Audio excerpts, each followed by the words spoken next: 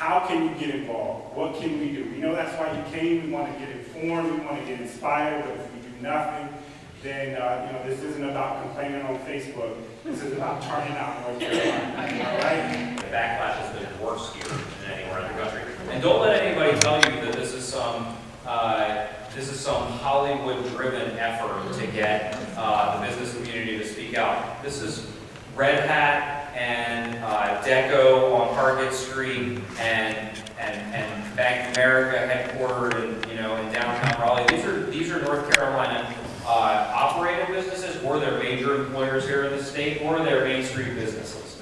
So you're right. I believe firmly that they knew that this was coming.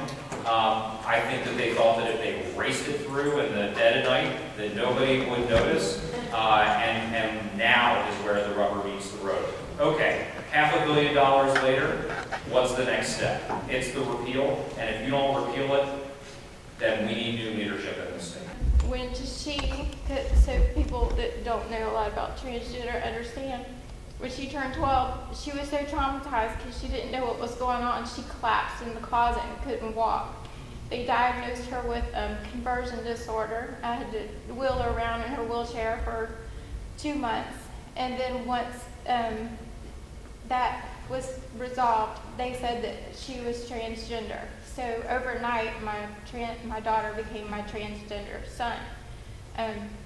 Was in Holly Hill a couple of weeks ago because of hearing about this bill. He was completely supported by the teachers, the principal. Before he started school at his high school, I sent letters to every member of the council, Wade County Public School Center. Everybody I sent a letter to. And I heard back from a majority of them. And the ones that I didn't hear back from, they had already heard about my letter. And the principal called me and said, "You don't have anything to worry about, Hope. Your son will be loved and taken care of here." And they formed a support group of all the teachers that he would be coming into contact with. He was able to use the boys' restroom while other kids were in school. Nobody had a problem with these kids. Nobody. And then all of a sudden, this bill comes out. And the one person they thought would never be bullying them is a minister who they had always looked up to. The person, my son, is a strong Christian. And he's like, "Mom, why do these people hate me?" It's killing me because my son's very strong. But what caused him to almost want to commit suicide is his little transgender friends that he mentors to because they can't afford the testosterone and the hormones and the surgery. It's very easy for a transgender boy to transition because it looks like a girl in boys' clothes. No one thinks about that. But the transgender girls, they look like boys in dresses. These are the kids that are being picked on, and this has to stop. This has to stop. This bill is killing our kids. It's this bill. It's not the children. The children will support one another. I turned on my Facebook page today, and it was flooded with the children that were trying to study in school, and the people were on their bullhorns across the street despising this bill because they had put in a restroom for the transgender kids. Who wouldn't support that? Who doesn't want their kids to be happy and to be accepted and to just fit in? Everybody wants that for their kids. Everybody. What kind of parent sitting there with crosses around their necks say, "We hate you and you're not allowed to do this and you're not normal"? How dare they tell my child that? So I just wanted, I'm sorry I'm shaking to death. I just want to know, now that this has been like my test to stand up and speak in front of people, when is it really going to matter to stand up and speak? When's like the big town hall that I have to stand up and tell his story? Those are the kinds of stories that change hearts and minds. And as dark as it has seemed, we know that people do change their minds. We see legislators changing their minds who already voted for this. There was a time when you could go through the South and win an election by scaring people with the image of two men kissing or getting married. You can't do that anymore.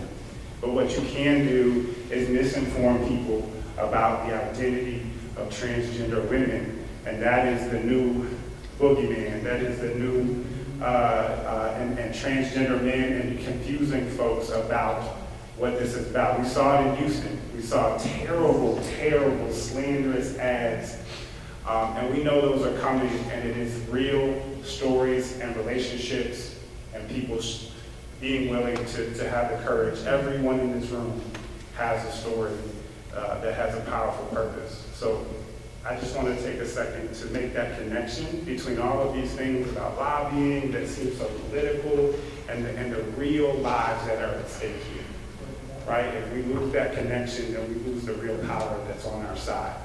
They're the ones that can make this about an issue and strip it of the real lives that are being damaged and get people to vote for something that actually kills folks.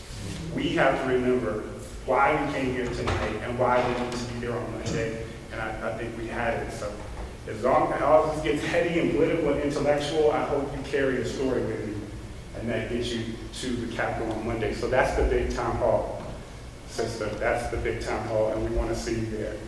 This was a direct attack on the trans community, and we need to make sure that when the media wants to talk to trans people, that we make sure that they are connected and are having those conversations. And we have to additionally pivot and highlight the deep other impacts that this legislation has. And that is what we are committed to doing. The NAACP has played the leadership role in making sure that we are pivoting to the deep other harms there. Did you?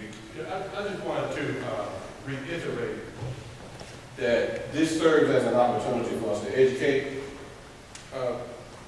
because there is a pattern for those who pass wicked legislation or bad legislation.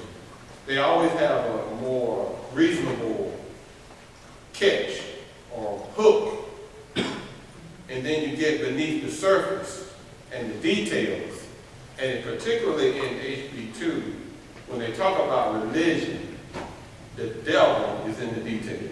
There are arch religious values. There are priorities in terms of religious values. And the sanctity of human dignity is the arch value. I think this hate bill is a prime example of once you lose your moral compass, that's how you mess up your priorities. That's how you mess up what is more important than others. This hate bill is absolutely worthy of the strongest condemnation ever possible. You know, it's not necessarily fun to be Muslim these days. And we went through a lot. With, again, controversies at Duke, at the killings in Chapel Hill. My wife, my family have received so many assaults and insults, etc. But my daughter never said, let's get out of the state. It was only after this shameful bill, my 14-year-old said, I cannot take this anymore. Let's get out of this state. My response to her was, even if you were living in New York, you should have come to North Carolina and save this beautiful state from the hands of bigots and biased people.